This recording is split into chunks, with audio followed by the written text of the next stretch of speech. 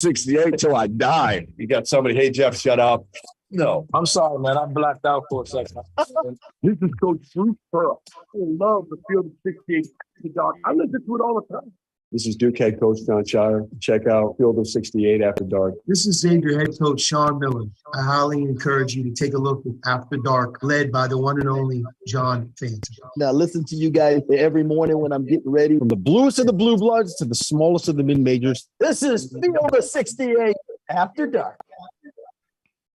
We are live on the Field of 68 After Dark. It's Wednesday, March 8th. Guys, it's conference tournament week. Tonight felt like the first big night of the power conferences. The Big East tournament is underway. The Big Ten tournament is underway. The ACC tournament is underway. Nothing against the small guys. We cover it all here. But I'm finally getting the swing of things. I'm feeling like the madness is here, and I know you guys are feeling the same way. We got a great crew tonight. We got LaVall Jordan. We got John Henson. My name is Greg Waddell, and as always, we are brought to you by Bet Rivers. We are live on Sirius XM channel 84, and you can watch us on the Field of 68 YouTube channel as well. If you are in the YouTube channel today, keep your eyes peeled. We're going to do some special giveaways later in the show. More to come on that, and you can always throw questions at us in the chat as well. We will answer them during commercial breaks. Gentlemen, it's good to see you. John, how you doing tonight? You got a big win tonight. We're going to talk about that. How you doing? I'm doing well, man. The big time games start tomorrow, but today was a kind of a fun day to get us warmed up. Carolina's fighting for their proverbial lives, so that's going to be a fun storyline to watch. Yeah, could have gone much worse for you boys tonight. Didn't happen. LaVall, you looking good as always. You feeling good? I'm great, man. I'm undefeated, so I'm still in. That's a good thing. That's a good thing. Not all teams can say that at this point in the season, and we are going to get to many of these tournaments I referenced. We're going to go through North Carolina's huge win against Boston College and everything else that happened in the ACC tournament today. We've got Big 12 tournament action as well. West Virginia with a huge win. And then at the end of the show, we're going to do our best to bop around and get to everything we didn't get to in those two sections. But the big news of the day, gentlemen, Jim Boeheim's time at Syracuse has ended. Maybe a little ambiguously, if you watch the post-game press conference, he kind of left the door open. He said it's the school's decision. You're not talking to the right guy. About 2 hours later, well, the school came out and said, thank you, Jim Boeheim. We're moving on. What did you guys make of both this announcement and the timing of it today? And then we'll get more into Boeheim's legacy. But LaVall, let's go to you first. Was this very surprising to you how this played out for a legendary coach like Jim Boeheim?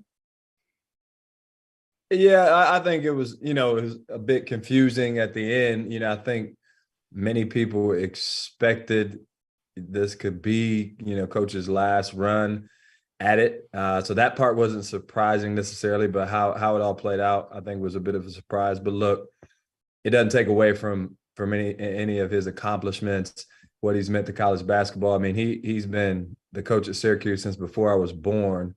And so it's synonymous, Jim Boeheim and the Syracuse Orange, and and making that program a brand, and one of the schools that kids think about, like John, North Carolina is one of, Duke and North Carolina, and that Syracuse is up there on that platform, and Jim Boeheim has a lot, if not everything, to do with it.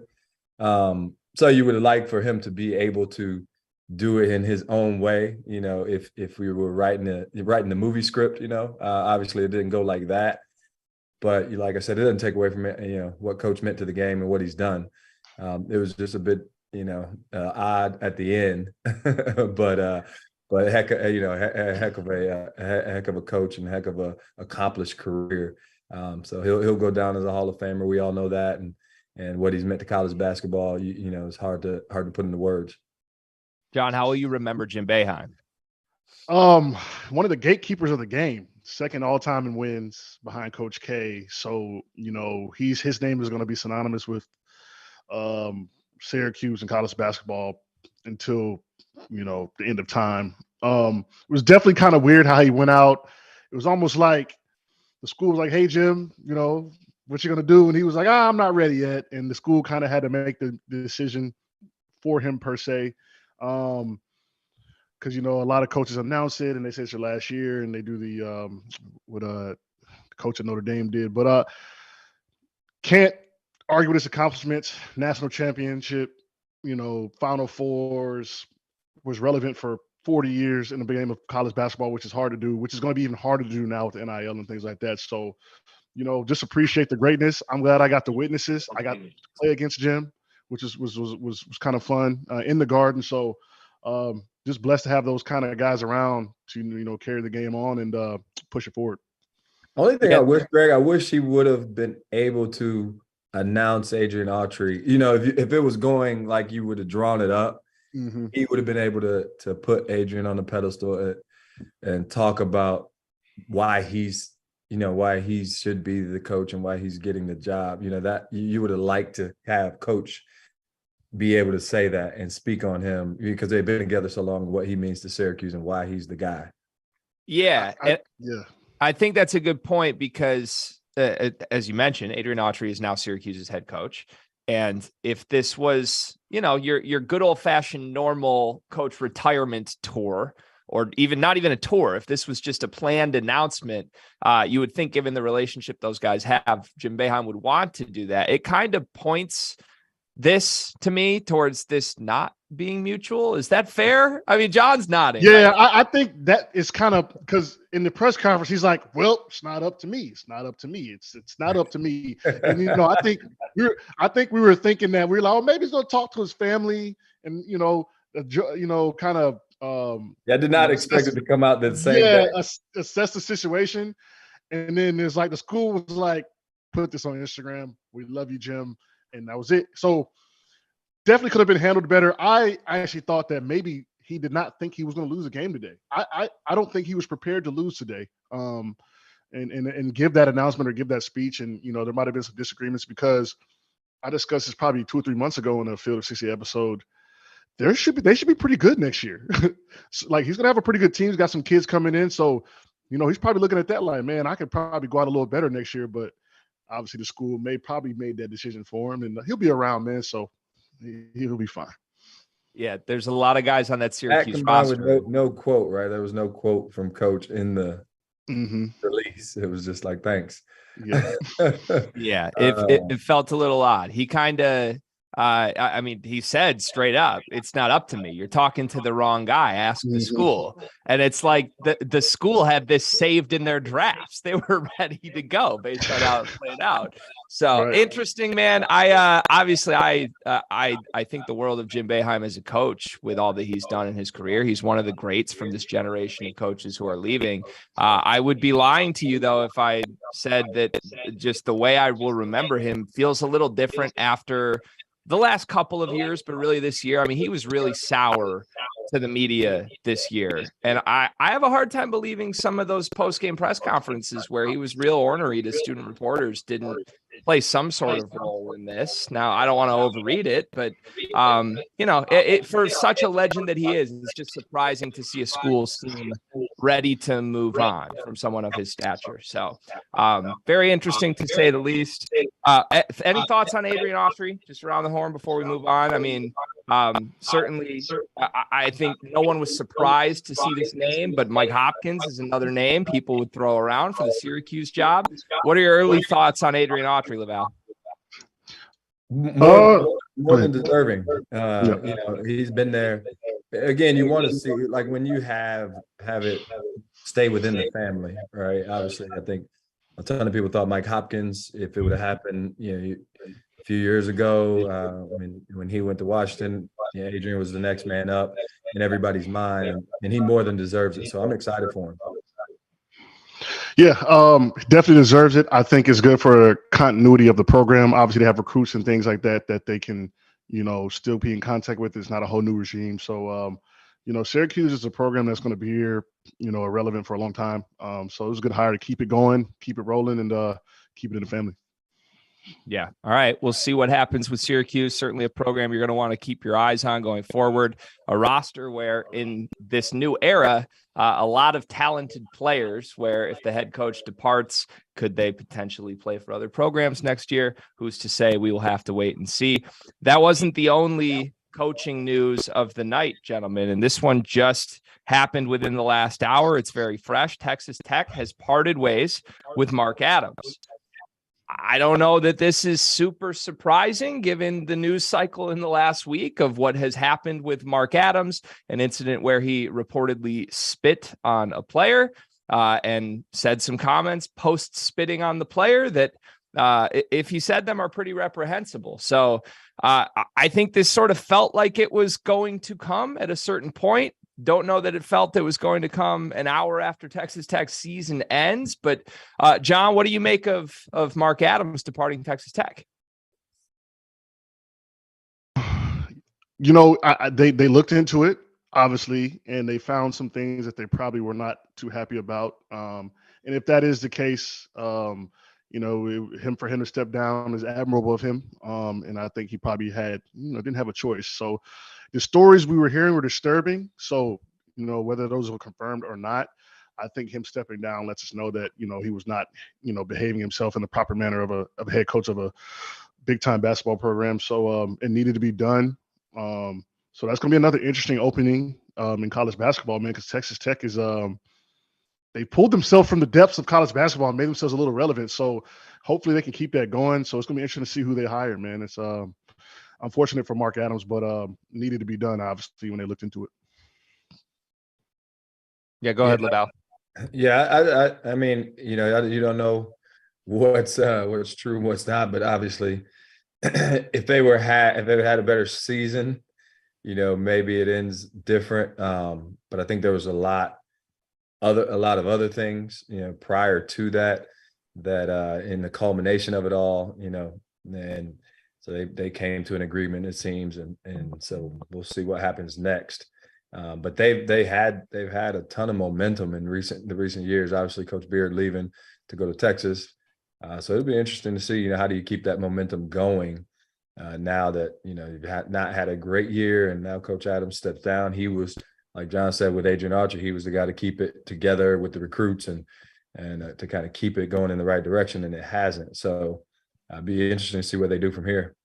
Yeah, where do you think they turn, LaVall? What would you do if you're Texas Tech? I have no idea, Greg. Don't put me in the athletic director's seat. It's a different seat, man. But do you think Texas Tech's a program that can go nationwide search at this point? I mean, well, you're in the Big 12, and obviously it's the best league basketball league in the country this year. You're going to add Houston. You're going to add UCF. You know, so now obviously they have a ton of money down there and resource well. They've got a good fan base. They draw well. So there's a lot of positives. You know, you're in the state of Texas, so that's a battle with Baylor and Texas and the other schools in the state. But I think they can, you know, they'll get a good coach and be able to attract somebody, you know, that's familiar with the, you know, Texas Tech in the area and things like that.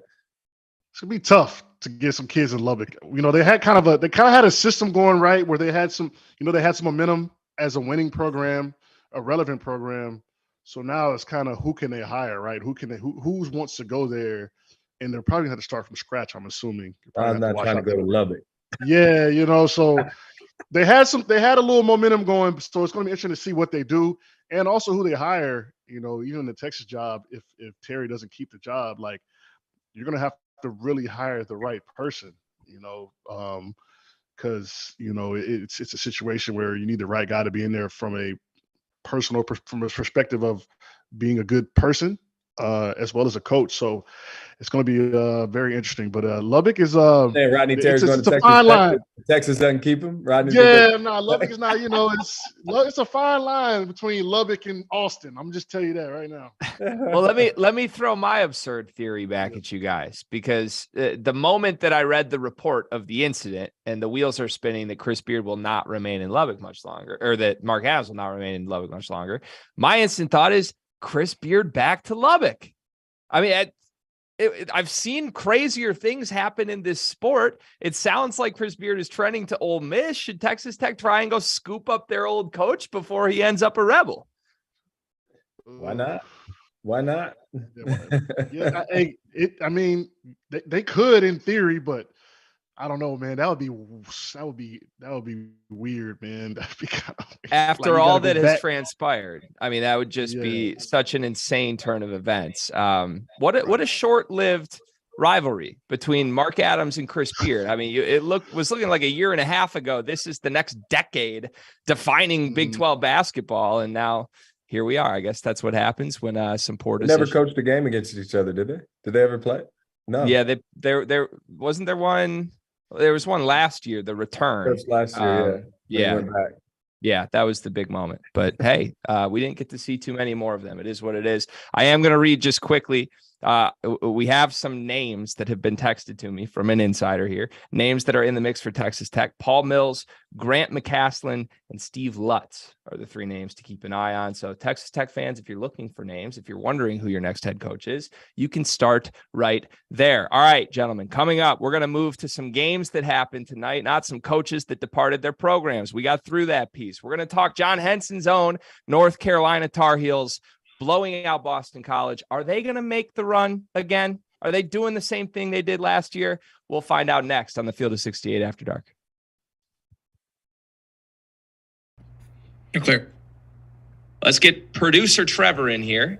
Trevor's running the chat mob for us today. Trevor, what's going on? I'm trying my best.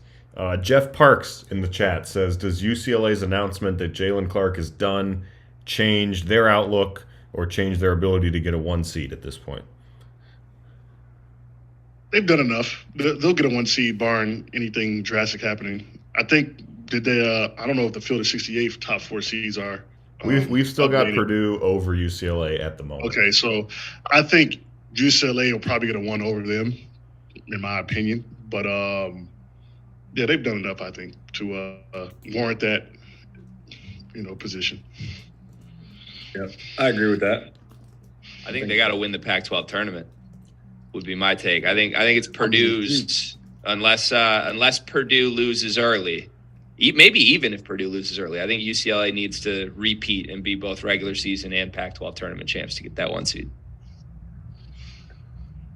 Wow, they just beat Arizona. Yeah, it was big. I think from what the bracketology guys tell me, I am no bracketologist, trust me, but I've hosted enough shows with those guys where there's some love for Purdue, man. It's the Big Ten bias. They've had an unbelievable year. Don't. It's not what Purdue didn't do. Yeah, 10 seconds.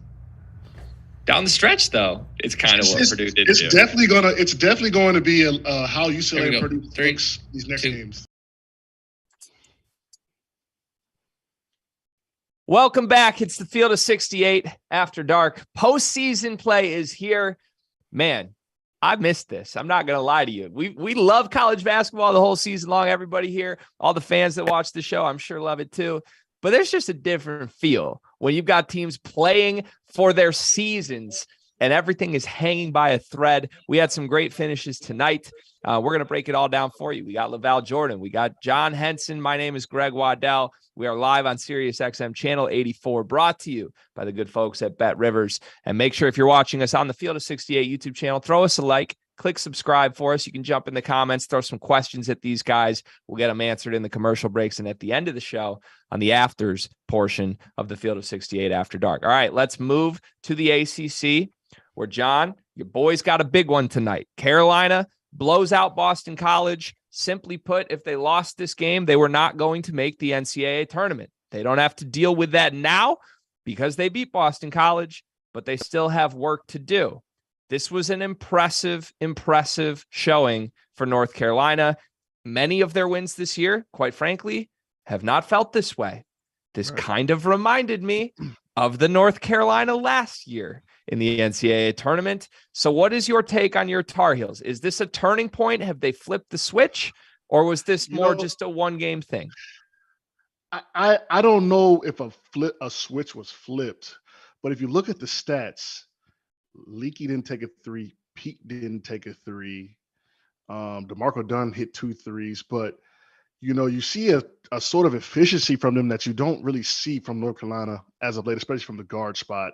So, for me, it was a great win, and I wonder if they can sustain this type of play that they did tonight. Shot good threes, didn't take anything that they didn't need to take. Caleb Love was aggressive. RJ Davis hit his shots. The bench played well defensively, even though they didn't get much from the bench. let's see if they it was kind of boring, but we won, right? It was just kind of a boring kind of game where, hey, guys did what they needed to do and we went to the next round. So against UVA, it's going to be more of the same.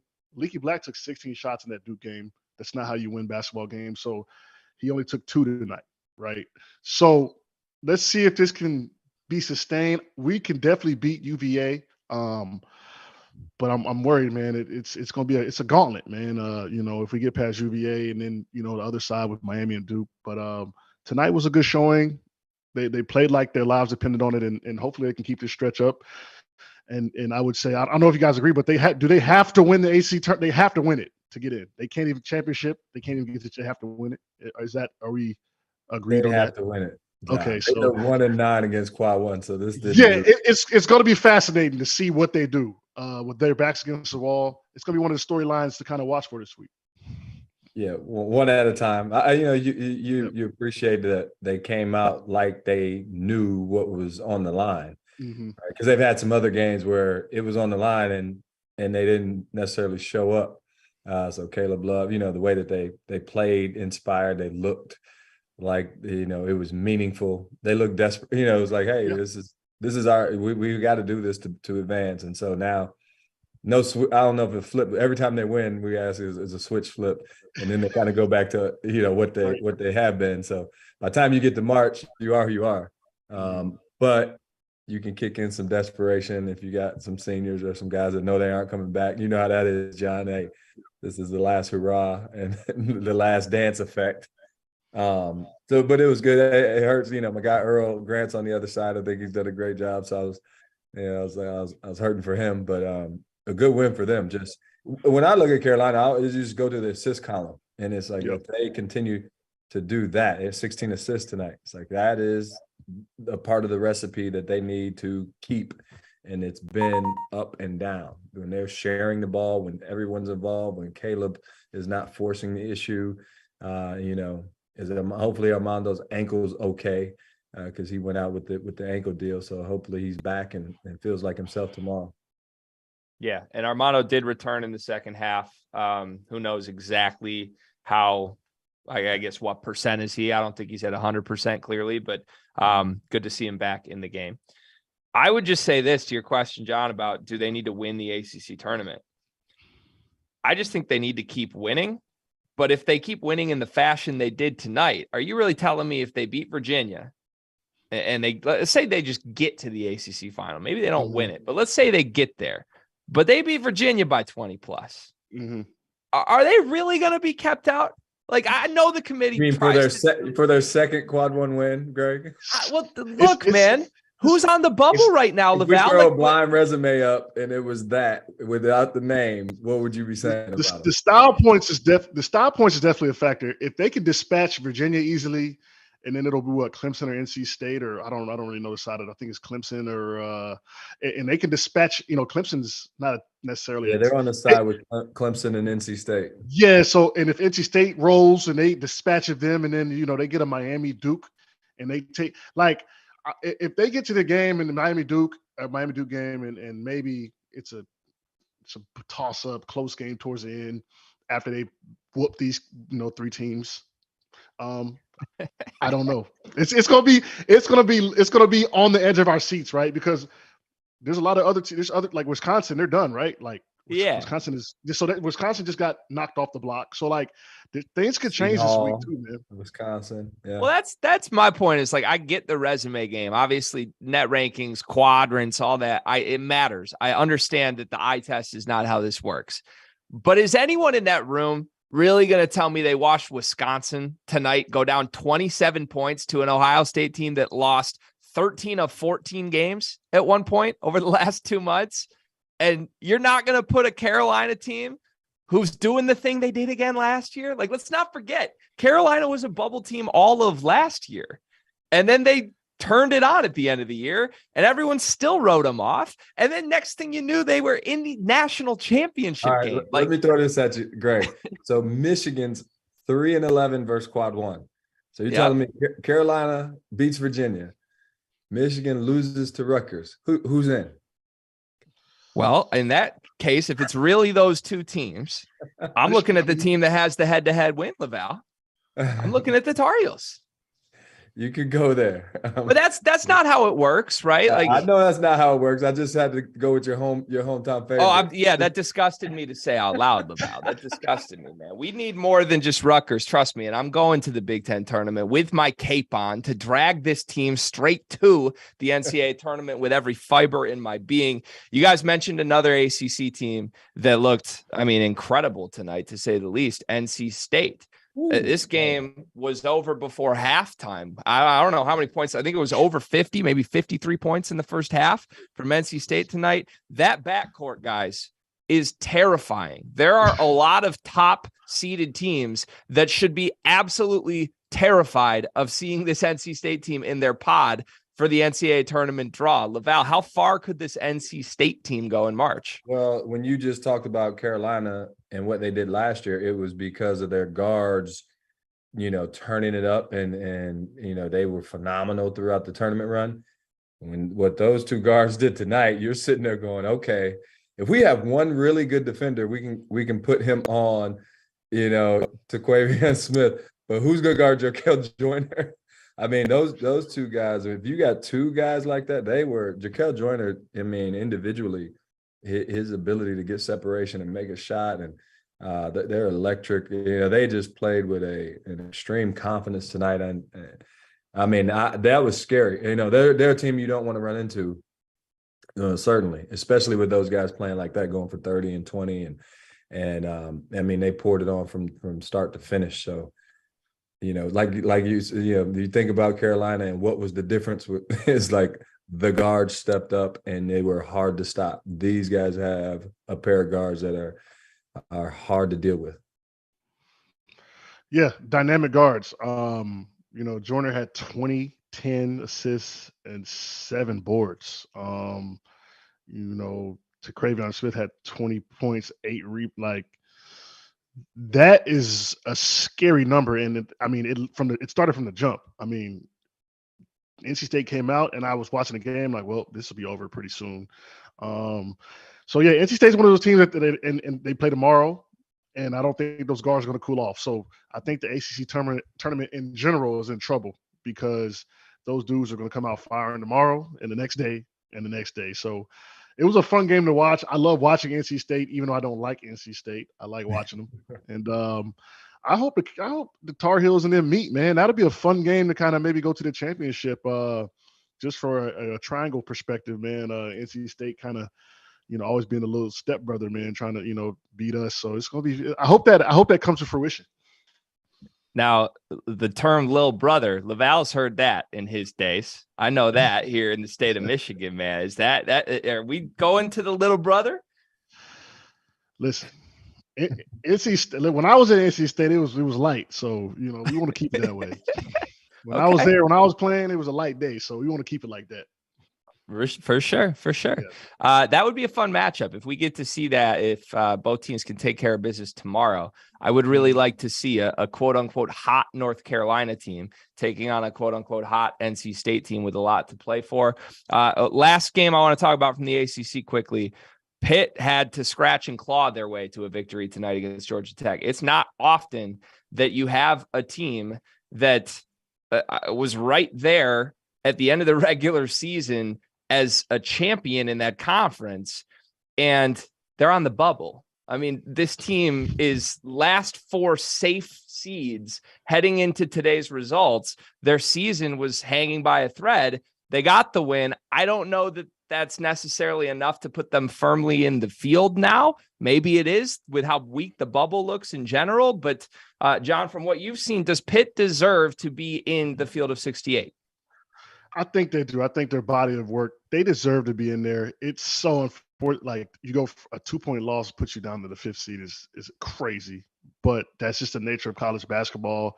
And it's kind of been the nature of these teams that have kind of popped up out of nowhere, like the Rutgers, even like, that it's almost like when it gets tough and it's time to, strap the boots up, they kind of falter. And I think Pitt did the same thing this year. They kind of sat back on the laurels and, all right, we're good. And boom, all of a sudden you're a 5th seed in the ACC tournament. So I think they're firmly in. It depends on the perimeter shooting. If they shoot it like they shot today and play like, I think they're a force to be reckoned with. But it is kind of crazy that they're on the bubble, to be honest. But that's just life in the ACC. It's not really a lot of quality wins you can garner up, especially if you take some bad losses. They should be in. I mean, they got to win at Northwestern, who ended up being a quality win. They beat Virginia, they beat Miami, they beat Carolina twice. So why they beat NC we don't got no quad one wins. Why are we being brought up? This is not just beating a regular run of the mill team. They beat NC State. We're just talking about. Yep. They should be in, and they're not. They're the way they won tonight is probably the way they're going to win if they continue to win. I don't know if they're blowing anyone out just with their style of play, but they should be in. Simple as that. I agree. For the record, I thought Pitt was very impressive over the long haul in conference play in the ACC. Say what you want about the ACC, but with how weak the bubble is, man, there's a bunch of Big Ten teams that I am not as big of a fan of. I think Pitt deserves to be in safely at this point. Coming up next, we're going to move to the Big 12. We got West Virginia handing Mark Adams the final loss of his Texas Tech career, and we've got a bunch of other games to get to. That's next on the Field of 68 After Dark. And nuclear. So we talked about your Tar Heels, John, and I think they could make a run at this point. I'm not going to lie. I'm seeing ghosts from last year because I doubted them the whole run last year. And all of a sudden they're playing for a step ladder, scissors, and a net. But there's a lot of people out there that would say I'm wrong for thinking Carolina could make a run. And if those people who think I'm wrong want to prove it to me, now they can do it. They can do it at Run Your Pool, who we are partnering with for the official Field of 68 bracket contest this March. Our own Rob Doster has worked with Run Your Pool before, which is why he's called me like 100 times in the last week to tell me how excited he is that we landed this sponsor. They have more than 50 game types for every sport you can think of: survivor games, bracket pools, head-to-head games, squares, and my personal favorite, the Pick X games. The scoring is customizable. You can tailor your bracket rules to the pool. It's sweet. But here's the best part. Run Your Pool wants to pay you. They're giving away $1,500 in cash prizes for free. All you got to do is sign up at the link in the description. Go to play.runyourpool.com/field68. That is FIELD 68. Fill out your bracket. You're instantly eligible to win. And all we got to do, guys, once you sign up, once you fill your bracket out, you just got to show up on Selection Sunday. And that's coming up sooner than we think. Have you guys signed up yet? John Henson, are you in Run Your Pool for us 5 yet? seconds. I'm locked in. Let's do it. Let's do it. I love it. I have not. I have not. I need to get in there. I can actually do it now. It's legal. Yes, sir. Yes, sir. You're speaking my language, LaVall.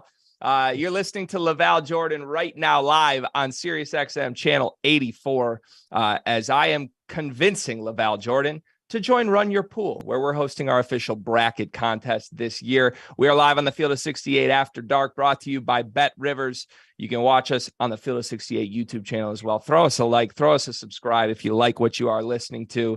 LaVall's here. John Henson is here. My name is Greg Waddell. We just talked about the ACC action from tonight. Now we move to the best conference in college basketball. That would be the Big 12, where the most notable result of the night was West Virginia blowing out Texas Tech in a game that really was not that competitive. A 78-62 finish. West Virginia, a team the metrics have loved this season, despite racking up some losses. They've got a bubble-ish record. The quality metrics absolutely love Bob Huggins Mountaineers. So, John, let's go to you first. Are you buying West Virginia? Do you think this team can make a run in the tournament? I don't know about making a run, but this is a team that you probably don't want to see.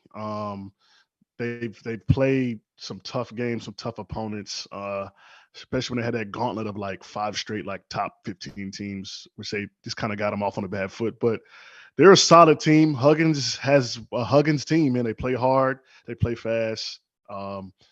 They play a brand of basketball that you just don't like playing against. And as you can see, they've kind of worn cats down, down the stretch in the Big 12, and even now tonight, they just kind of wore Texas Tech down. Like Texas Tech was like, all right, well, this is just I'm tired. This is too physical. So, don't know about a run, but I'd hate to see them in the first or second round, and they're fully capable of winning, going to the Sweet 16. Yeah, John, I agree with you totally. Like, I don't know if you want to see them the first weekend. Just style of play. Like, you're not going to be able to run your stuff. They're in you. It's physical, and they can blow you out. When you're talking about like Pitt, West Virginia, like they blew Pitt out. Like they can run you. Just if you can't handle it. So they're not a team you want to run into. I don't know how deep they can make a run, if they can make a run. I just wouldn't want to play them right off the bat.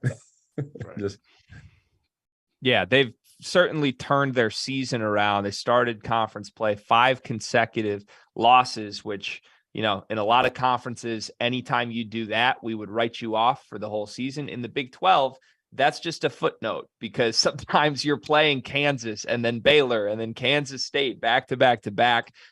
It was good to see this team start to climb out of it record-wise, just because I do think, had they lost 1 to 2 more games this year, it gets hard to talk about putting them in the tournament. I mean, they're just a 15-loss team at the end of the regular season. It's almost impossible to convince people they deserve it, even if everything with the eye test, everything with the quality metrics says they're a top 25 team in the country, and it would have been a pretty unprecedented situation. LaVall, I want to ask you this, because you mentioned that's not a team you want to see. And I feel like we throw that around a lot in general with the NCAA tournament. I want to flip this on you, and I'm going to hit you with a hard question. I love to do that. What's the type of team you would want to see in the NCAA tournament? Like, is there, you don't have to name a name, but a style of play. Once you get there, everyone's good. But the reason I say that about a team like West Virginia, when you're running into it, if you can operate with some level of comfort now, like especially on the offensive end, you're used to running your stuff, whatever that might be, and executing your offense. And so the teams that don't allow you to kind of play the way that you're used to playing, and those are the teams there, and they're physical, not knowing how the game may be called. You have officials from different leagues and all around the country now that you're into it. So I don't know that everyone's good. You respect everybody, but they've gotten in. They're good. Look at St. Peter's last year. Look at Loyola's runs. So you respect them all. But there's good enough matchups. Like to John's point, like they just keep coming and wear you out by the end of it. So if you have a really good backcourt and you got really good guards and you got multiple ball handlers that can handle it, you're probably, you're not as West Virginia doesn't look as bad. They still like, okay, we got to deal with this, but you have different ways to kind of handle it. So that's the reason I say that about them, because I think they're good metrically because they can blow you out. So now the metrics look good in terms of the net and everything. When they win, they can beat you really bad. Wisconsin can't do that. Pitt doesn't do that. West Virginia can beat you by 25, 30 because of how they play. For sure. That makes sense. I would love to see Pitt on the first weekend. If we talk on teams we'd love to see. You know what I mean? Like first weekend. Different game though, right, John? Like it's gonna be physical and tough, but you can execute, you can run, it's a make or miss type of thing. That second weekend or that first weekend, the second game, I always say this, was the toughest game every year. It was a team like West Virginia. It was a team like that kind of faltered, but kind of picked it up late and is a tough team to play. Maybe didn't have the best expectations because we were a number 1 seed. It was an 8 or 9 seed, but that 8 or 9 seed is literally were the 2 toughest games we had to play, barring, elite. Obviously, when you get to the Elite 8, it's going to be a tough game. But I could think of that second game on the first weekend against a team like West Virginia was the toughest game for a top seeded team. And think about if you're in that 1-day prep, Greg. Yeah. West Virginia's not prepping. They're going to blow up all your stuff anyway. Yep. So they're not walking through your actions, worried about your screen-to-screener sets or your stuff. They're going to pressure you out of all of it anyhow. So they're resting while you're talking about how to, where you might be preparing to actually guard their actions depending on how you play. So that 1 day prep is different for them than it is for you. Yeah. John's Sure. point. No, Sure. that's a great point. John, be honest with us. You've been a part of some very high seeded teams before. When you're staring a 16 seed in the eye and you're staring an 8 or a 9 2 days later, are you just full prepping for the 8-9? 100%. Specifically, I remember the first year we were number 1 seed, we had the Washington Huskies, Isaiah Thomas, pro, Terrence Ross, pro. They had a couple shooters. They had a big down there from London. I forget his name. I mean, we only won by like 3 points. I mean, this was a tough game. And then the next year, I don't know if you guys remember that. Was it Vermont, the Catamounts, or we had Creighton? I think we had Creighton back with Dirk McDermott and Grant and all those guys. So like, those are 2 teams. If you guys probably remember those teams, right? Yeah. So those were tough teams. And so I think West Virginia is a classic second weekend, could be the number 1 if you don't come ready. And we definitely prepared ourselves for those games.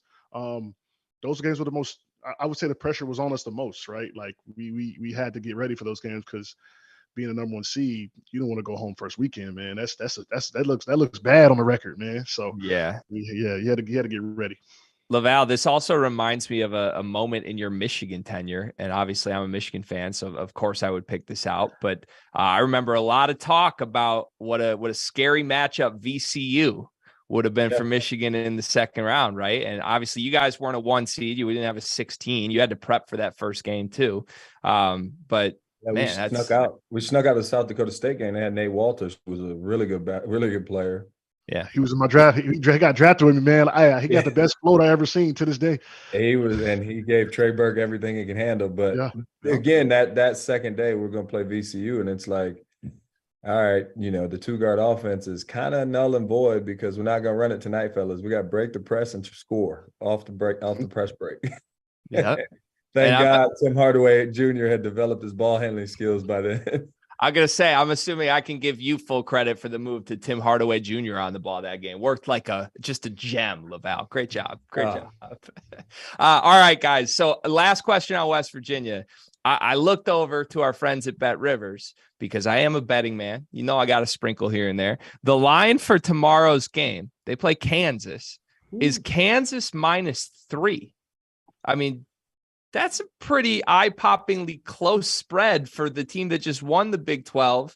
A lot of people think is in the conversation for a number 1 seed. They are on the line for a number 1 seed right now.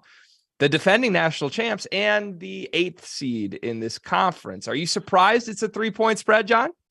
I am surprised, but I will say this. I made a lot of money today by these small spreads that they think is going to be close. So I'm going to ride Kansas. I mean, I love the value. If we're talking betting, that I'm getting on Kansas at -3. I took Oklahoma State today.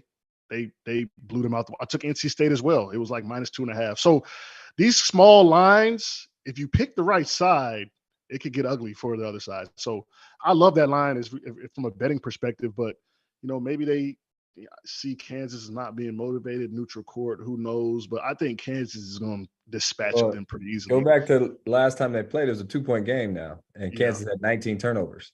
Right. Yeah. Right. Now, and we all know this, DeJuan Harris scored 17 in that game, and DeJuan Harris doesn't always score 17. When he does, it's hard to beat Kansas. Right. But if West Virginia can take, because I think that's their thing, as much as they turn you over, they'll turn it over as well. So if they can, kind of, move the scale to in their favor with the turnovers, but they gotta have a little momentum.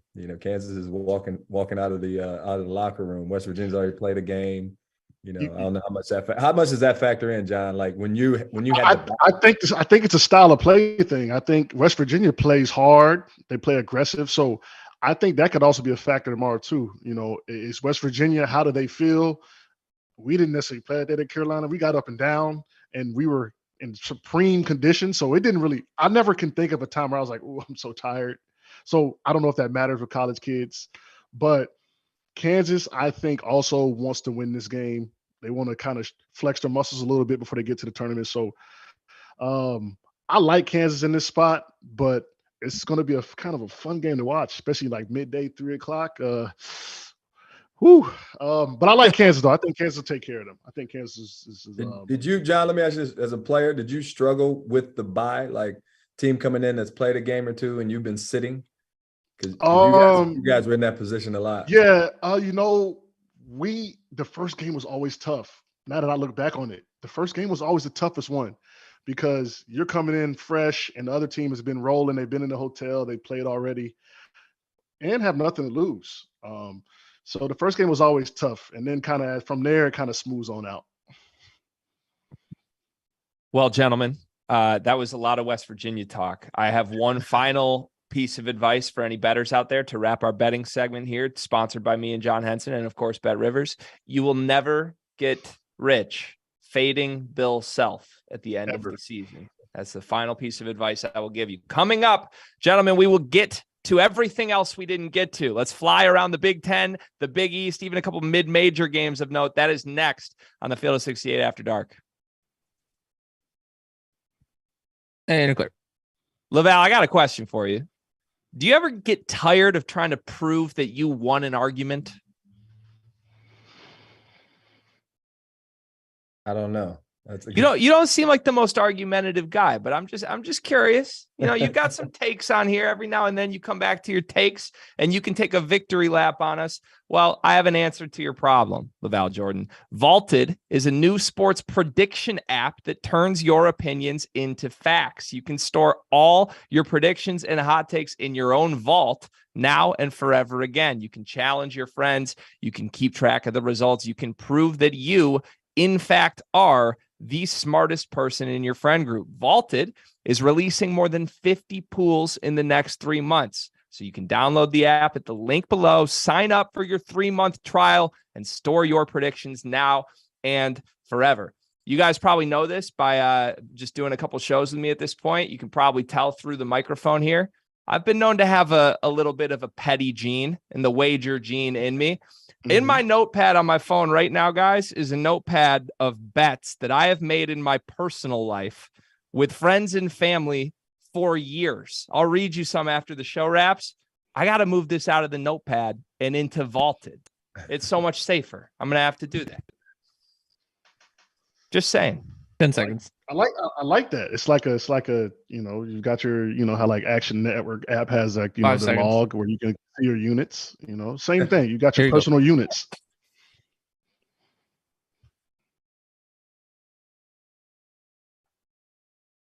It is the Field of 68 After Dark, Wednesday night, March 8th edition. Conference tournament week is here.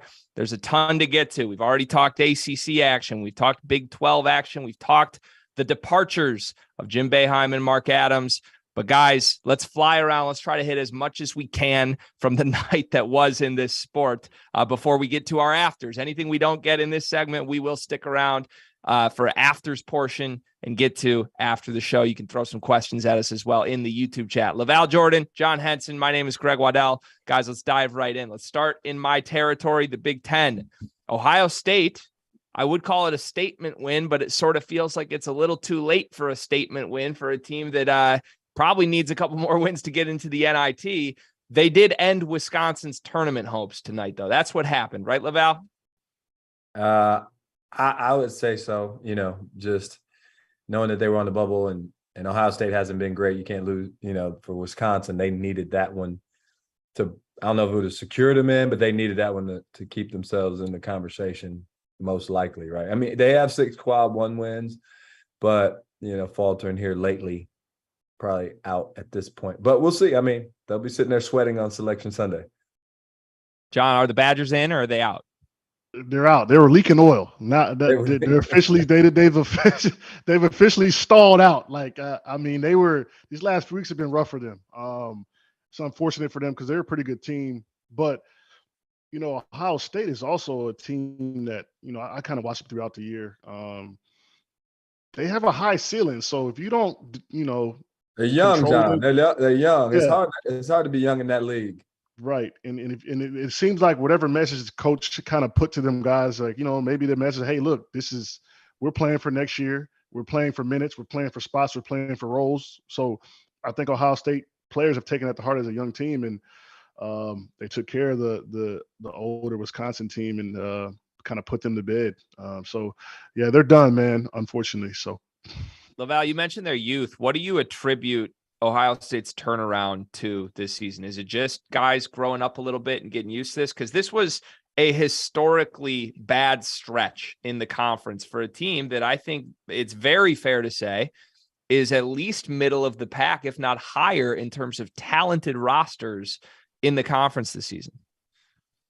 Yeah, talking to Chris, you know, obviously he was frustrated there, and I've talked to him a few times in the middle of the, you know, when they're in their struggles, and it was just a young thing. I think he brought Sensible off the bench one of the games, and to John's point, it was playing for the rest of this season and beyond, you know, and obviously kind of getting those guys to see the bigger picture, because young guys, they can, you know, they got down on themselves, you lose confidence, and next thing you know, it's a snowball.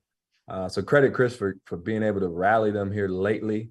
I think their older guys, Sewing's playing better. Look, they needed their older guys to play better because there was a lot on their younger players.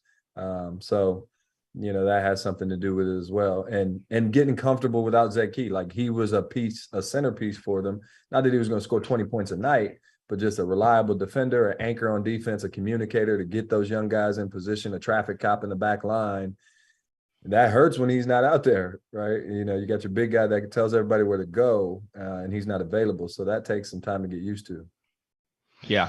Yeah, for sure. Yeah, no, I agree with that. I think even Zach, he kind of being out allowed them to kind of open up a little bit, right? And just play, and not having to necessarily just kind of go through him and kind of tell on what he does. So you saw today, man, they played loose. They played like a young team with nothing to lose. Yeah. And Akpara's been fun to watch, man. Yep. Like he certainly has a high ceiling. He's a guy I want to keep my eye on in the future, as are a lot of those Buckeyes freshmen. I don't know who all they will get back. You got to think Bryce Sensabaugh is going to have an opportunity to be one and done and head straight to the league. But man, that backcourt, the guards they've got mixed with Akpara and the recruiting class they got coming in, I would not write off Chris Holtman at all based on how this season went, especially with the last 4 games that they have played. And the best news for Buckeyes fans, they're not done. They get Iowa tomorrow. They could certainly win that game, make a little bit of a run, and see how far they can go in this Big Ten tournament. Let's go to the Big East, where I was leaking oil too. They are. It's been talk about a team. I'll just say it if nobody else wants to. Talk about a team you'd like to see in your draw in March. I'll take the Hawkeyes, man. There's a history there.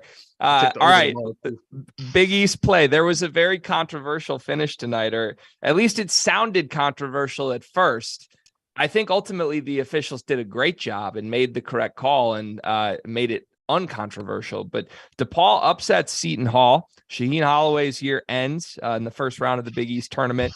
There was the block at the buzzer that was originally ruled a goaltend. They went to review. It appeared Seton Hall had won the game on the goaltend call at the buzzer. They overturn it. It's a clean block. DePaul moves on. Seton Hall's finished for the season. John, I mean, it's a surprising result. I think this isn't a Seton Hall team that was projected in the NCAA tournament field at all, but still, DePaul has been one of the few teams in the Big East that people this year have been able to sort of mark off as a W. Are you shocked by this result at all? Yeah. Shout out to Bet Rivers. I also took this game, and I lose sometimes as well. So when Seton Hall is up 5, right, you're thinking, you know, okay, they're going to at least cover maybe. And then all of a sudden, turnover. I mean, it's losing that game is, I don't know how they, I mean, you seen Shaheen Holloway's face, like he was like shocked. Like he couldn't even, like, you know, you're up 5 or what, 40 seconds, 30 seconds left, and you end up losing the game. DePaul was playing with nothing to lose. The big 3, you know, to close the game to 2, the turnover, the block. I mean, everything went wrong for Seton Hall, but, you know, they should have won that game. And that's just a lesson that they'll learn next year, and Holloway will have to kind of teaches guys, hey, it's not over till it's over. But DePaul to keep fighting, that's what college basketball is, what it is, man. It was fun to watch. It was a fun game. DePaul's got some athletes. They've got some guys over there. So they've got talent. I called a few of their games great. Like they have talent. Javen Johnson's a talented dude. Yep. Umoja Gibson can score. Like he can shoot the ball. Getting Nick Ungenda back. Like he hasn't played all season. Really, he played like the last 5 games or something. So the talent is there. And they, obviously Kadari Richmond not playing for Seton Hall is a big thing. A big piece because they needed his late. You think late in a game like that, that's the guy that's going to get the ball and not turn it over, go down and make free throws to seal the game, and he's not available. So, but yeah, I could see the look on Shaheen's face, and Shah's a good friend, and I mean it was like, come on. Yeah, man. But the officials, I'll say the officials did a phenomenal job. They're going to call goaltend because if they call it a block, there's no review. So they happened on the Butler Xavier game in Hinkle, a similar situation. Butler was going in for a layup. There was a block off the rim. They're going to call goaltend that allows them to go to the monitor to get it right. And so that was the right thing to do by the officials. Yeah, I don't think we compliment officials enough when they do something correct. So I'm glad we just got to call that out because I thought that was masterfully done at the end. And ultimately, we do get the picture of Shaheen where they cut right to his face. Shout out to the producer who knew right to get the zoom in of Shah right when the game ends. I mean, his face was just classic, man. He couldn't help but smile at the way that ended. So that will not be the last we hear from Shaheen Holloway at Seton Hall. Year 1 is in the books, but I have a feeling he's going to build some more momentum there, and we will see him back in the NCAA tournament sooner rather than later. Let's go to one other Big East game before we get to the afters here. Villanova dominant tonight against Georgetown. I've spent my last 4 shows on After Dark asking whoever's on the show with me if they're really getting suckered into the Villanova mystique, if they're really buying this team that's been pretty mediocre all season long, and now they're going to make a run. LaVall Jordan, you know this conference better than anyone in this network. I need a definitive statement from you. Is this going to happen with Villanova? Are they going to do this? Are they going to get to the Big East final, and then when they get there, it's anybody's guess if they win or lose? I won't be the one to sit here and say they're not, because they've got 3 guys that have been there. They're seniors. Caleb Daniels has to play better. So they have Creighton tomorrow, but Justin Moore's playing like the hourglass effect is setting in, right? The sand's running out, and you could see the way he came out of the gates, and he just set the tone. Like he didn't score much after that, but it was a tone-setting statement out of the gates. We're here, him and Dixon and Daniels, and then Cam Whitmore has been playing efficient, which is scary, John. Like he was inefficient early, coming back off the thumb or the wrist, the injury, trying to prove how good he was. And then Justin Moore wasn't by his side to be able to help him. So he was trying to do too much. But now he's an efficient basketball player, which is scary because he's explosive. John, I'm going to cut you off here. We are about to wrap the show. We'll get your thoughts on Villanova right after the break. For LaVall Jordan, for John Henson, this was the Field of 68 After Dark. My name is Greg Waddell, and we'll see you next time. Nice. You're clear. All right, John, let's get your thoughts. I need you to. Are you buying the Wildcats? Yeah, I mean, they look good today. Like Whitmore looked like a pro. He was taking all the right shots. He was driving all the right times. He was looking athletic. His shot. I mean, he looked good. Villanova looked good in general. Also, I mean, I think they put the graphic up. They're like 29-3 in the Garden. Like that's what they do, right? They win in the Garden. So that's a team that is going to be interesting to watch because I feel like they might have a little chip on their shoulder, man, from just how the season went, and they want to prove that they can play, they can hang with the big boys. And if they were to get to the tournament, I put them in with West Virginia. You don't want to see them early. Here's what I say, Greg. Here's why I was in on them like 2 weeks ago when they beat Xavier, they beat Creighton, Seton Hall. They kind of won those 3 games, and then Connecticut got them pretty good on Senior Day. But the just style of play, like John knows, they're going to slow the game down, and it gets frustrating to the opponent. So it's all about if they're making shots. Like if Caleb Daniels he hasn't shot the ball well lately, but Justin's has. Cam's playing efficient. Dixon's been good, but you're only going to get 65 possessions. Like, and so if you don't value yours, because they'll pretty much value theirs and get a good shot now, whether they make it or not. But it's a frustrating way to play. But for 3 games, for 4 days in a row here that they got to win, they're not wearing themselves out. and you get frustrated, anxiety sets in, you're on the stage in the Garden, and next thing you know, you get a little tight. So that's the reason I give them a chance. Creighton's got all the pressure on them tomorrow, not Villanova. Right.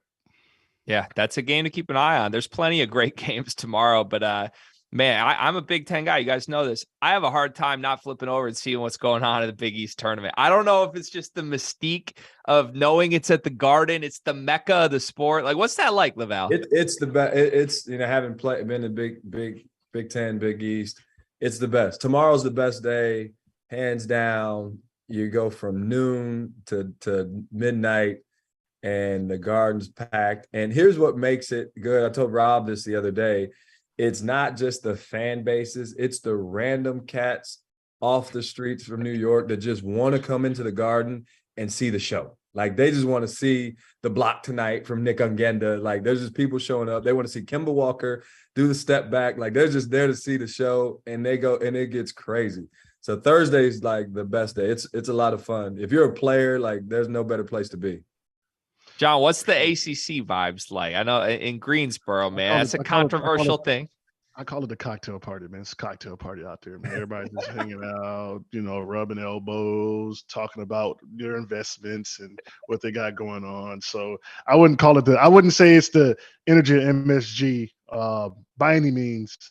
I think, did they try to have the ACC tournament in Brooklyn one year? They did. We tried.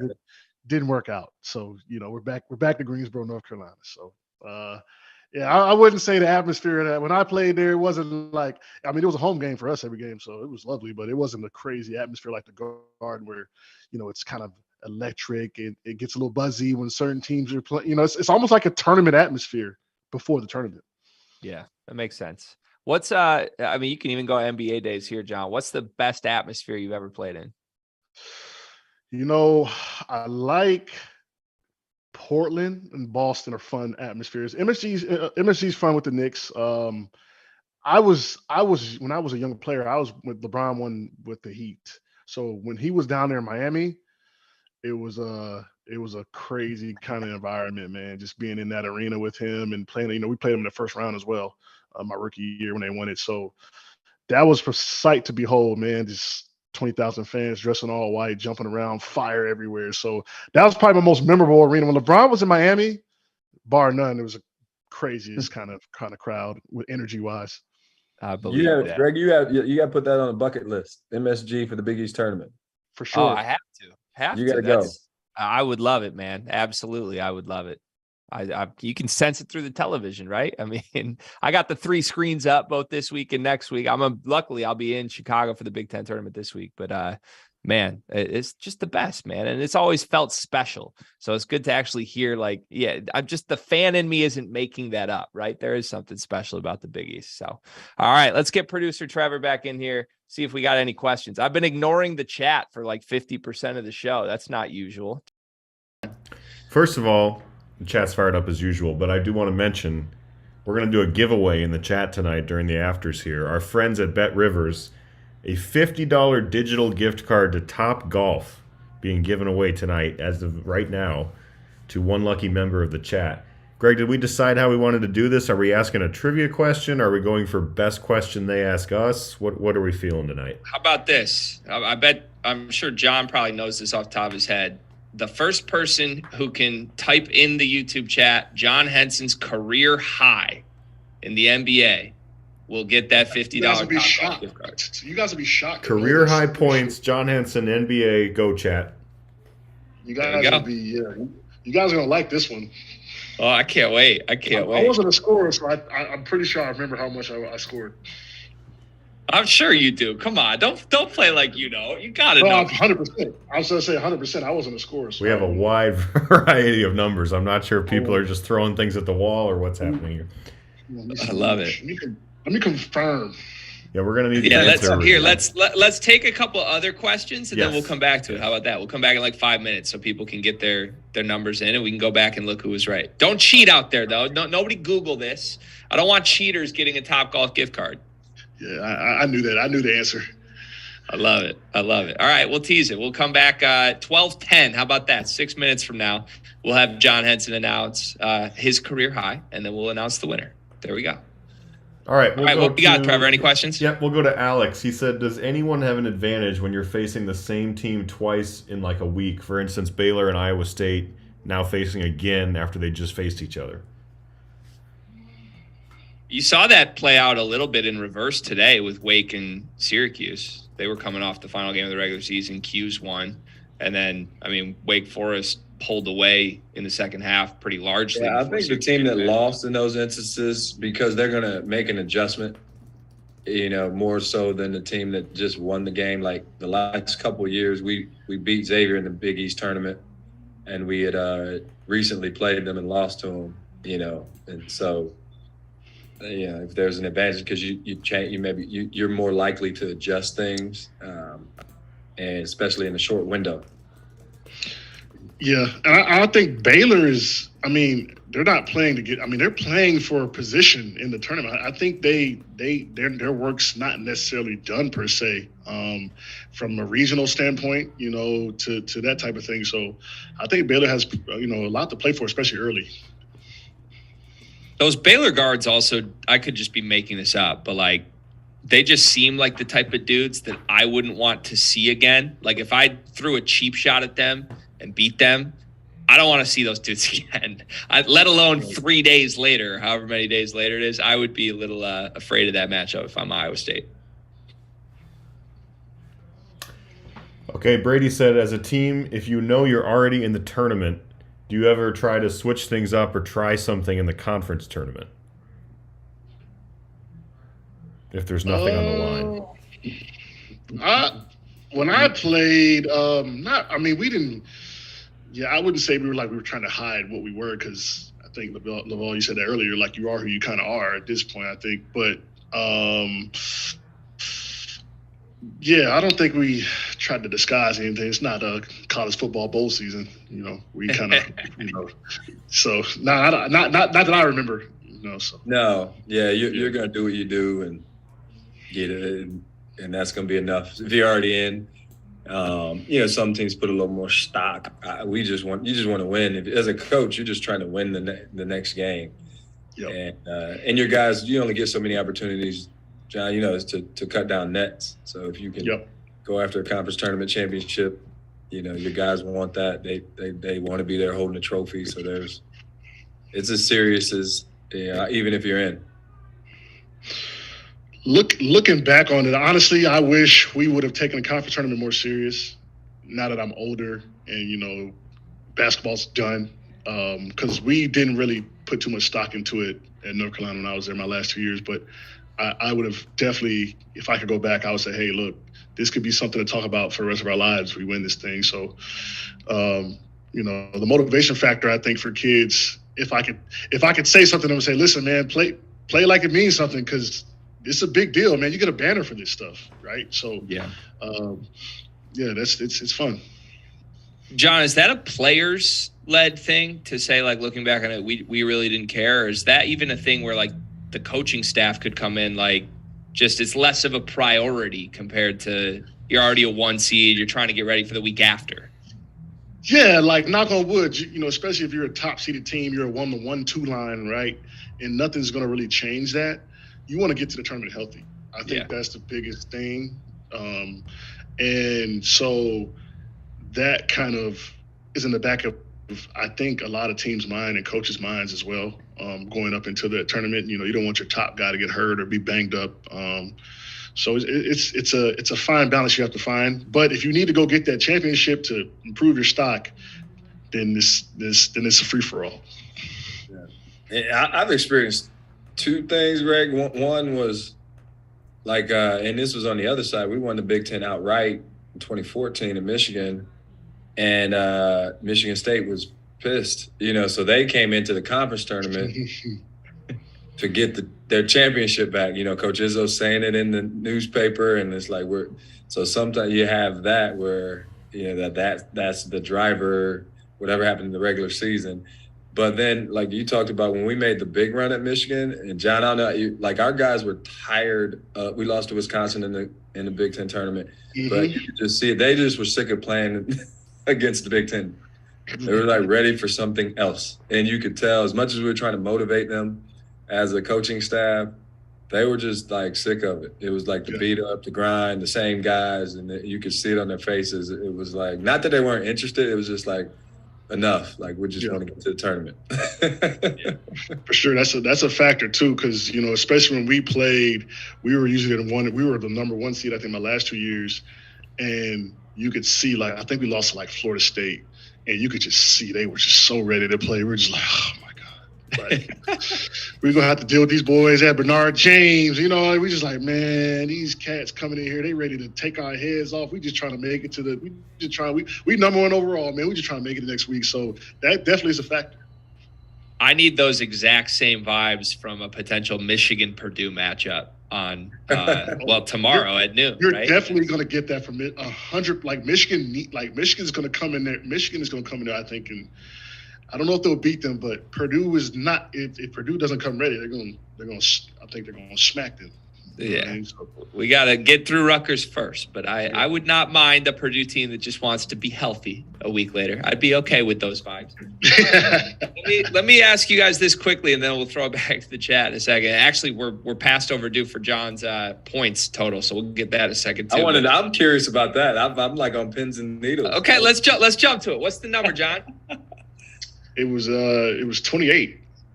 Ooh. Yeah.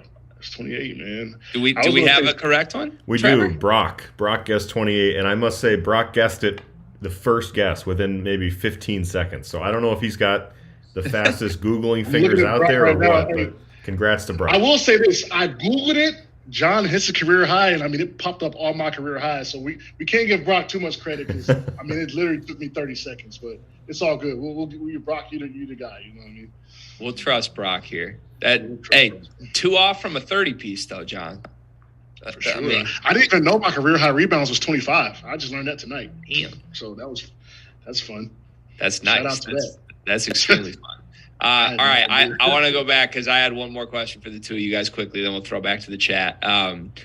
Somebody posed this on Twitter maybe yesterday, and I want to get both your thoughts after going through it.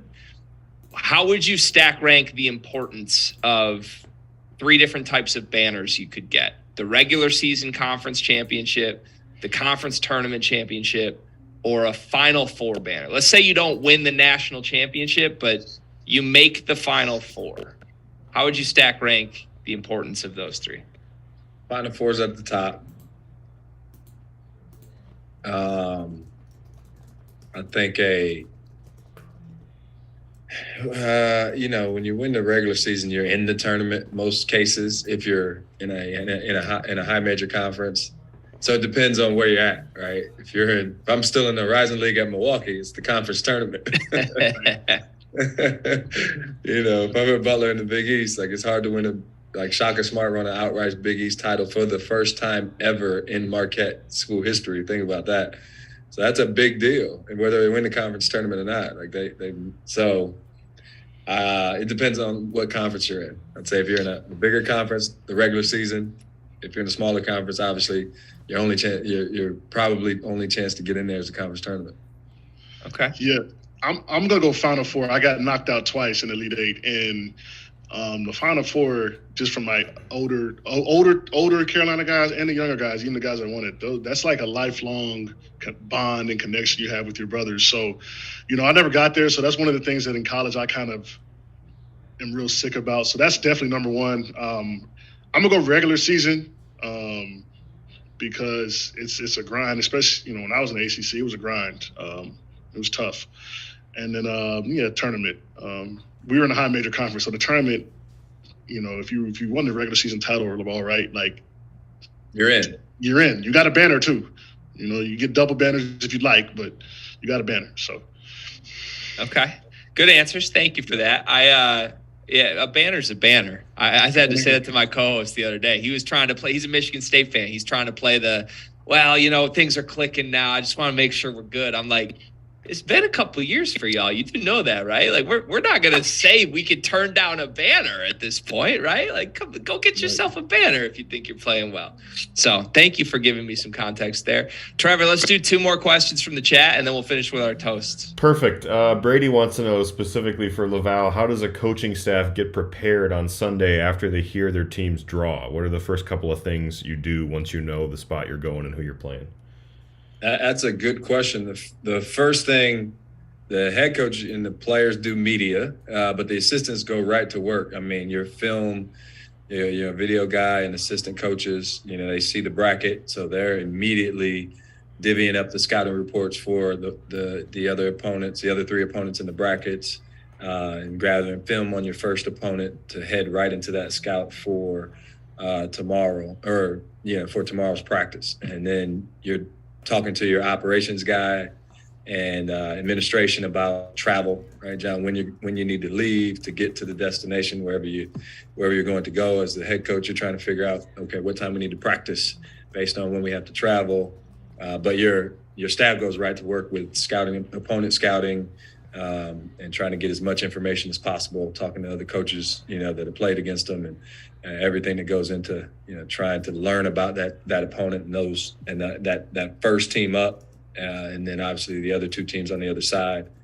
You're trying to figure out logistics, get your guys to bed that night because they're excited, right? You saw the show, so get your guys to get some sleep and get ready for practice and refocus, get through the excitement so you can start into your work. Hey, I got tired. Assistant coaches. Oh, they go on the grind, right, John? Listen. People always be like, "Hey, man, you want to coach?" I'm like, They used to beat us to the gym. We got there pretty early. I had a lot of sleep for those guys in the next week. And they used to leave after us, and we left pretty late. Like, it's the grind, man. Like, that's the thing that people don't see, man. That the assistants and the coaching and the staff and the administrative, I respect it. Even at the NBA, even in college, man. Like, put so many hours in, so much work in. So, yeah, that's the things people don't see in college. You win the first game, for those that are out there like that, because now you got 1 day. So you go in, you get the first win, you got 1 day. So you're on fumes as a staff. But obviously you get the players fed and get them to bed as quick as possible, get to the trainer, get to recovery, but you're up, because you're watching whoever won that other game and you're trying to get a game plan ready because you don't have a lot of time with your guys. Like, you can't have the players out there forever. You got to rest. You only have a day. So you're trying to get it to a bite-sized amount of information you can give them that they can retain. But to get there, you're up. So after that first win, it's fumes. So that's why a lot of people, when they go on a run, it's like, we don't have to remember. Like, you need to sit down so you can just reflect and recall everything that actually happened. What a grind. I'm genuinely tired just listening to that. It's tough. wild. It's wild. Quick shout out, by the way, to Tony, who just now said 28. He's on top of things in the chat. His Wi-Fi Can we give Tony a gift card too? Trevor, do we have enough? Maybe we'll make the rule starting tomorrow: the first correct answer and the last correct answer get gift cards. I like that. I like that a lot. Last one. Who's the team that you guys feel most confident in, regardless of their matchup? Is there a team that you feel matchup proof, like regardless of who they draw, you think they're going to make a run? Good question. John gets to go first on that one because that's a good question.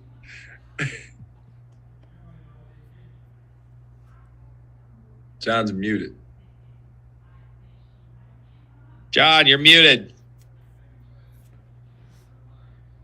Hello? We got you.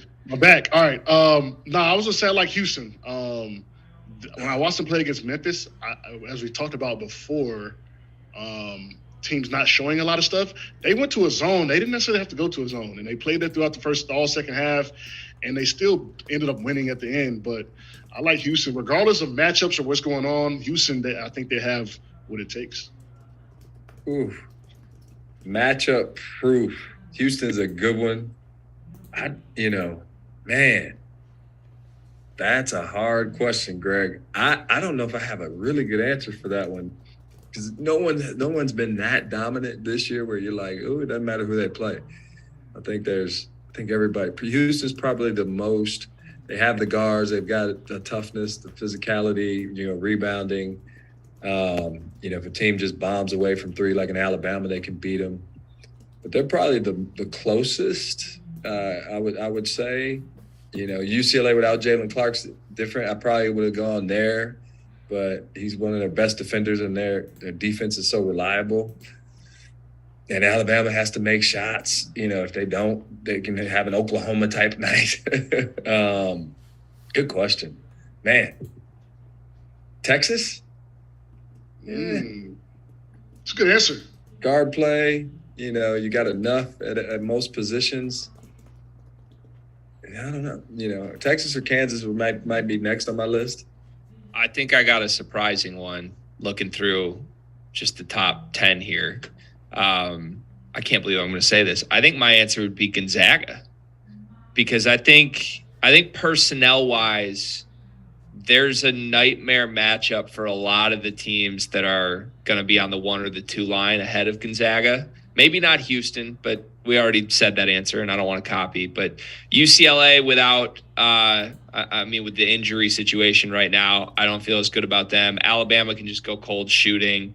Purdue, I think if they face a team that puts some pressure on their guards. Kansas, and I think I'd lump Texas in with them. Like if they see a dominant big man, I'm not sure I love how they could match up defensively there. To me, Gonzaga has the most moving parts that could slide in or out depending on matchup. Like, Timmy's in the front court. If you see a team that goes too big, I like what Watson can do defensively. If you see a team that throws 3 guards out there, they have more than enough guards with Hickman, with Salas, with Bolton, with Malachi Smith. They've got true wings, they've got shooting, and they're kind of under the radar. Like every Gonzaga team for the last 5-6 years has been like the number 1 overall seed, whereas this year's team has won like 10 straight games and nobody's really talking about them. So I think I'd go Gonzaga. Here's a question for you. I know you guys shut it down. Is with Kansas, because that was my next. Like DeJuan Harris's production is like the thing they talk about when you talk about Kansas. But has it been because of the matchup, or is just him? I don't know if the teams have taken him out, right, when he's not as productive. It's kind of been on him, hasn't it? That's how I see it. What do you see, John? It hasn't been a matchup-based thing, I guess is my point. So it may be a relative thing, like, when you say like, hey, this football team wins when they run the ball 30 times. Well, they have to be passing it well to be running it 30 times, right? So I think with him, it's a game flow thing. If they're clicking, he's clicking. If they're not, it's gonna be a long game. So I don't know if I think it's just a game flow type thing. I don't see him as like this guy looking for a shot. I think it's just in the flow of the game. If he gets going, it's tough to beat him. What I will give Harris credit for is when they had that quiet spell earlier in the season. I mean, he was playing 43, 38, 37 minutes in those 3 back-to-back losses, shooting 1 attempt from 2-point range, 3 attempts from 2-point range, 4 attempts from 2-point range. In this win streak, he's upped that entirely. He's taken double-digit shots from 2 in multiple games. It's much more like the average is like 7-8 shots a game. He's less afraid not just to shoot, but to attack and to finish, because I do think he has a nice floater. I think he's pretty dynamic with the ball. And even in the Texas loss, while obviously it was not a great game, he took 10 shots from 2. The ball just wasn't going in. That. Like, you want him to be there mentally and with his aggression. Yeah. Like, live with him taking 10 shots. Yeah, much different team with that. All right, boys, let's do our toast. Thank you, Trevor, for Yes, hopping sir. in. Thank you, YouTube chat. We appreciate all the questions tonight. Anybody got a toast? Who wants to kick us off? Yeah, I'm gonna go to Nick Ongenda with the block to keep DePaul's season alive. And he battled through. Like he did not play for a long time. I think I called 5 DePaul games, and he didn't play in any of them. And most recently ended January against Connecticut. And so, to come back and do what he could to help his team, and he's a factor, especially on the defensive end of the floor. So huge play that young man. He's a good kid, being around him at shoot arounds, like he's got a good personality about him. Teammates love him. So you root for guys like him. I'm going to toast to the NC State backcourt. 50 points combined, 15 rebounds, 8 or 9 assists, toast to the NC State backcourt, man. They took care of them. That's big coming from a Tar Heel, John. Look at you. Man. Slight Respect. toast. Respect. All right. I'll go to Wake Forest. I'm going to go, not the guy who hit the big shot, but the guy who made the play on the big shot. Tyree Appleby, 15 points, 12 assists tonight, 6 rebounds. I was a big fan of his game at Florida. I love what he's done for Steve Forbes at Wake Forest this year, even though, I mean, they haven't been front and center in the ACC. They haven't been front and center in the national media. I think he's been one of the best transfer additions in the country. And man, tonight, when that's a tie game, and he's dribbling down the court, I'm thinking for sure this is going up. He's had a clutch gene in the past. Instead, he makes the play. He kicks to Williamson, who knocks the 3 down. A very unselfish move and an unselfish game from a dynamic guard in Appleby. So also the man who essentially put Jim Boeheim out of his misery at Syracuse. So congrats, Tyree Appleby. You may have defeated Boeheim's 2-3 zone for now and forever. Cheers. Adrian Autry, did he stay with the zone? That's a great question. We didn't talk about that, did we? That's a teaser for next time. We'll come back in depth and tell you what Autry's 2-3 is going to look like compared to Jim Boeheim's. Gentlemen, this was really fun. I know you guys love it this time of year, the same way that I do, the same way that our listeners do. So we appreciate you making the time for us. LaVall Jordan, John Henson, these guys have done a great job all year for us at the Field of 68. And as we head to the finish line, I'm sure you will see more of them as well. We will be back tomorrow. We're doing this every single night of conference tournament week. So stay tuned for LaVall, for John, for producer Trevor. My name is